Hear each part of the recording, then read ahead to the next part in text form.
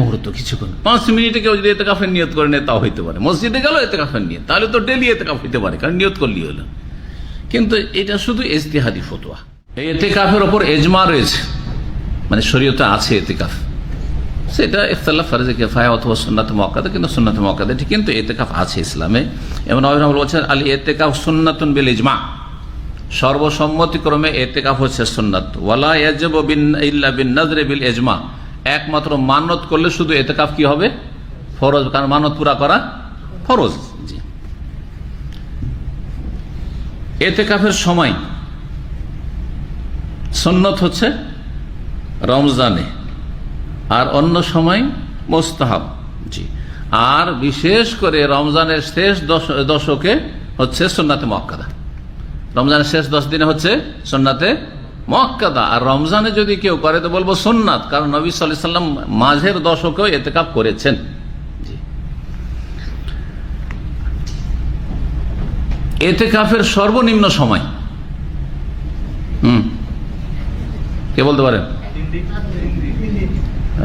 3 দিন না,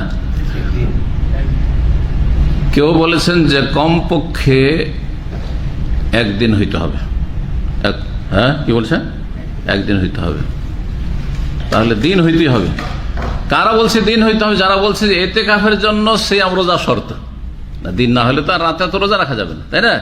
তো 1 দিন 1 রাত হইতে, ওদের কাছে 1 দিন 1 রাত হইতে হবে, তো একটা দিন আসতে হবে।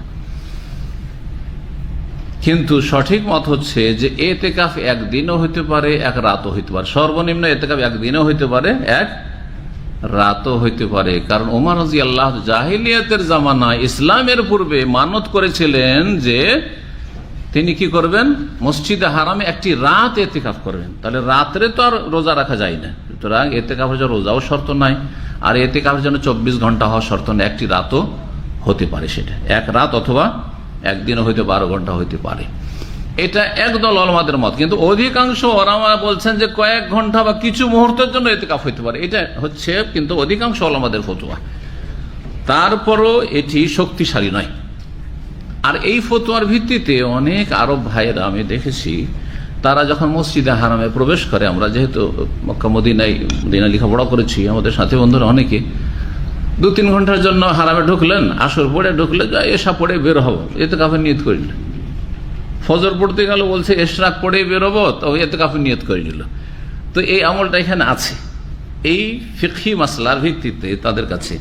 তো এই মর্মে ওলামায়ে কেরাম বলেছেন যে সর্বনিম্ন সময় হচ্ছে 1 দিন। এটি ইমাম আবু হানিফা থেকে বর্ণিত, এটি মালিকিয়াদের থেকে এবং শাফিঈদের থেকে বর্ণিত।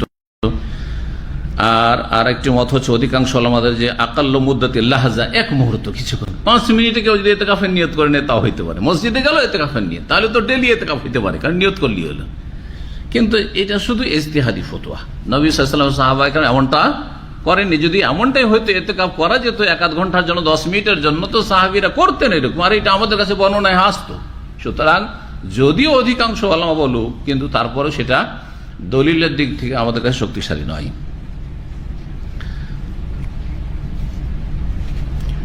সর্বনিম্ন হচ্ছে 1 দিন অথবা 1 রাত। কেন বললাম এটাকে বেশি শক্তিশালী বললাম? এই জন্য যে হাদিস দ্বারা একটা রাত আমাদের কাছে প্রমাণিত, ওমর রাদিয়াল্লাহু আনহু। এর নিচে কোনো প্রমাণ আমাদের কাছে নেই যে 2-4 ঘন্টার জন্য বা আধা ঘন্টার জন্য কি ইতিকাফ করেছেন।